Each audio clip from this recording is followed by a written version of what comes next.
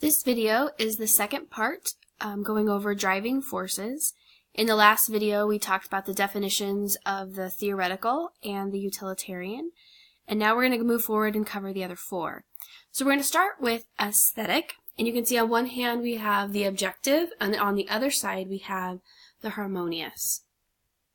So if we look at the objective, this person who's motivated in this regard cares a whole lot more about function over form, and they don't care about chaos, and they can compartmentalize. They're more straight and to the point. Where on the harmonious side, you see more of the creative, and they like the experience and balance. They love all of the senses, and so this is where you see a lot of the artists find themselves, is they have a really strong driver on this harmonious side. So speaking of the harmonious, their primary focus is on harmony and beauty and balance, and they like everything around them being kind of in the right, not necessarily in the right place, but that they know where it is and that it all fits together the way they like to see it. They really love the subjective experience, and they're probably fairly in tune with their feelings. The value they bring to the team is that they can understand feelings, and they can also sense other people's feelings as well. This is really important. They're that creative, which can be really valuable. They can bring a lot of value to the team by being creative and seeing things kind of just from a different angle. And they have a deep sense of appreciation and beauty. So some things that might stress them out is if there's any kind of disturbance in that balance and that beauty. They will not appreciate closed-in work environments. They would enjoy being able to maybe express themselves in their office space. They may have a lot of things on their walls or on their desk, and they would enjoy being able to have a nice view. And other stressors might be if you're focusing strictly on the objective truth, instead of seeing like the whole picture. So you're just focusing on the one area as opposed to maybe seeing the whole thing. When extreme, they can be that starving artist. They love their art form, and so they may not charge maybe as much as they should if they're, in that art world. They can have conflict with the goals of the organization, because for them it's not just about the goals. They're seeing how everything fits together. And functioning outside of reality can also be hard for them. So they may just zone in on what they're really focused on and not see the reality or even that ROI of whatever it is that goal is. So on the other end of that spectrum, on the objective side, they're focusing on things in pieces. So they don't necessarily see everything, but they're really good at seeing that piece of the puzzle. And they care a lot more about functionality or processes over harmony.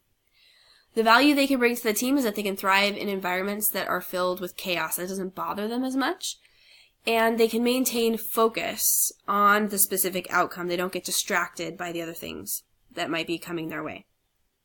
So stressors for those that are high in the objective is when those who won't look at things objectively, too many feelings might be frustrating for them, and too much focus on the beauty or the art of it can be really hard for them as well. When extreme, the person who's high in the objective can be perceived as insensitive because they don't put as much emphasis on the feelings as the high harmonious would, and they can appear to have little or no appreciation for the arts because they might their driver is somewhere else, and that just isn't a high priority for them. Okay, so that was the aesthetic. Now we're moving into the social. So we have intentional on the one hand and altruistic on the other. So the high intentional is driven to give for a specific purpose. So if they're going to give money, it would be for a primary direction. They would have a reason for it. Their personal interests will dictate what it is that they're doing. And these people need to earn their own way, or they feel like other people need to earn their own way. On the other hand, the altruistic is driven by the benefits they provide others. They freely give their time and talent resources to others. And then they can also have a difficulty saying no. So let's dive into these just a little bit deeper. So the high altruistic loves to help and serve others. So they help just because they love to help. They love to improve other people's lives as well as their own lives, and they have a really strong desire or drive to leave the world a better place. So the value to the team that they bring is that, for one thing, they are high in the selflessness category. They have high generosity, giving of their time and their talent and their resources. They love to invest in others. That gives them energy. They could do it all day long. Probably didn't have to pay them to do that. They just would do it. And they can easily be a champion of a worthy cause. So if you know somebody in this area, hopefully you have them working in a nonprofit area or something that really feeds that desire in them to leave the world a better place. So for someone who's a high altruistic, some of the stressors they might experience are when decisions or actions where people may be negatively impacted, or if you're being insensitive to people. And also those solely focused on other things like money. So if your primary directive is only to care about resources and money and make money for the company and the stakeholders and the shareholders, that would stress them out because they probably want everyone to benefit and make everyone's lives better. So when extreme, the high altruistic can focus on others, can also lead to self-neglect, not taking care of themselves. And their overzealousness for a cause can turn others off, especially at work. So you have to be careful about that. Okay, on the other spectrum, we have the intentional. So they focus on the world being a tool set to accomplish their goals. So it's not necessarily helping other people. It's on the other side. It's more helping themselves and their goals. And they will also tend to keep their emotions out of business. Business is business, and it's not personal to them. The value they bring to the team is that they can keep on track through tough situations. They can stay focused and move towards those goals. And they're also able to weigh the social cost and the benefit. Because in a world, it would be really great if we could just give all things to all people, but the reality is we have limited resources. And so these people are able to kind of maybe balance those out a little bit. So high stressors for the high intentional are situations that require sacrifice with no foreseeable benefit. So they probably aren't giving just for the sake of giving. They would need to give for a particular reason or for a particular cause that made sense to them or that they were passionate about. When extreme, they can come across as cold and calculating, and they can also be labeled as a what's in it for me type of person. So there's the social. All right, so then we have the traditional.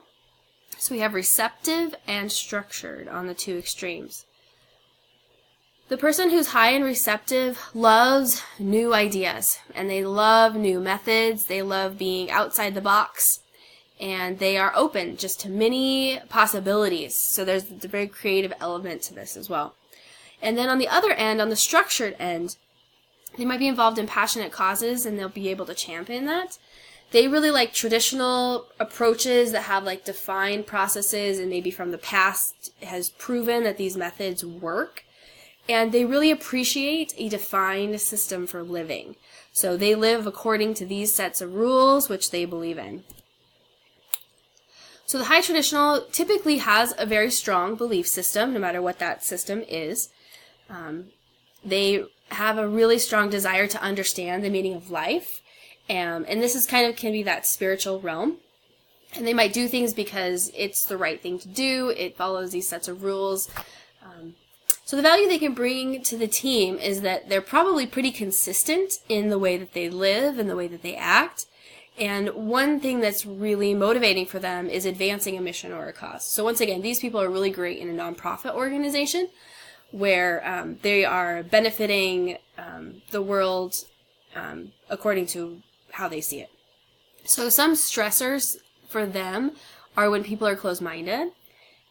They can also be stressed out when people are judgmental of other people's viewpoints and lack of respect. So all of those things can really stress someone out that's a high traditional. When extreme, they may sacrifice themselves for the beliefs. For their beliefs. And sometimes they can push others too far in their being adamant in their system that they believe in, and so that can turn other people off. And then on the other side, we have the traditional, on the receptive side. And they focus on new ways to accomplish routine tasks. So they love trying new things, new ideas. The value to the team is that they're creative. They can create new systems. They might be new adopters of technology. And some stressors for them would be being required to follow predetermined plans and rules. So they like being able to think outside the box and work outside the box. So if they have to function inside the box, that can be frustrating. And when extreme, they might break rules and laws because they just see it as, I just need to get to this point A or point B, and it doesn't matter really how I get there necessarily. Okay, then for the last one, we have individualistic, and we have collaborative and commanding. So on the collaborative side, they love to collaborate. Good word. So they're a supporter, and they are not into it necessarily for individual recognition. So these are your great number 2 people that really love to push something forward but don't need the limelight. And they really appreciate sharing and collectively as a team doing well. On the other extreme, we have commanding. And so these people love to be the number 1. They love to be the CEO of the company. They want to control their own destiny and the destiny of others, or the destiny of the company maybe that they're working for.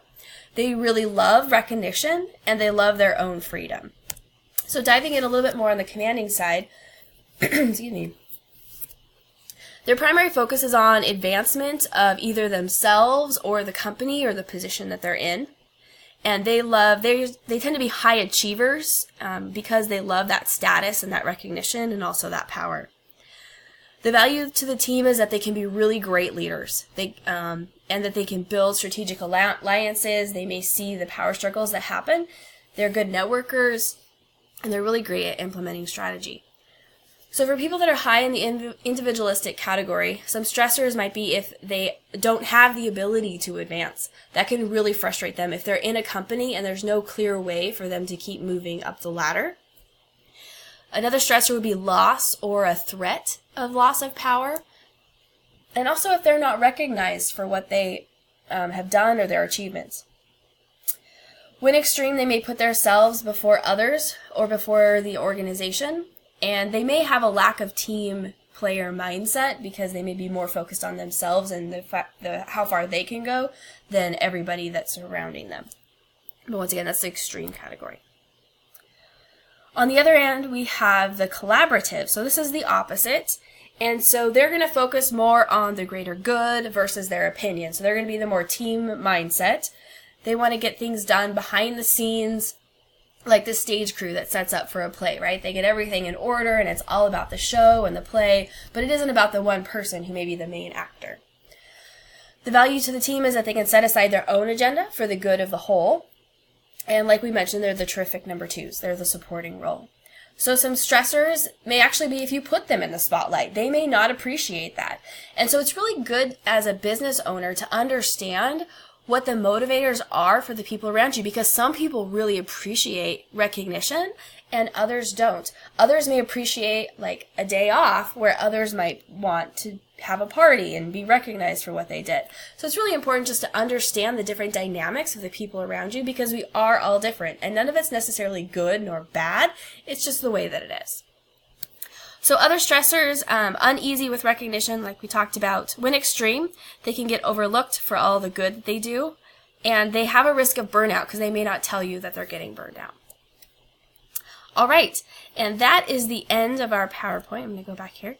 So I just want to thank Price Associates once again for providing free assessments for our students. We really appreciate that they allowed us to do this, as well as Target Training International, who actually put out the assessments.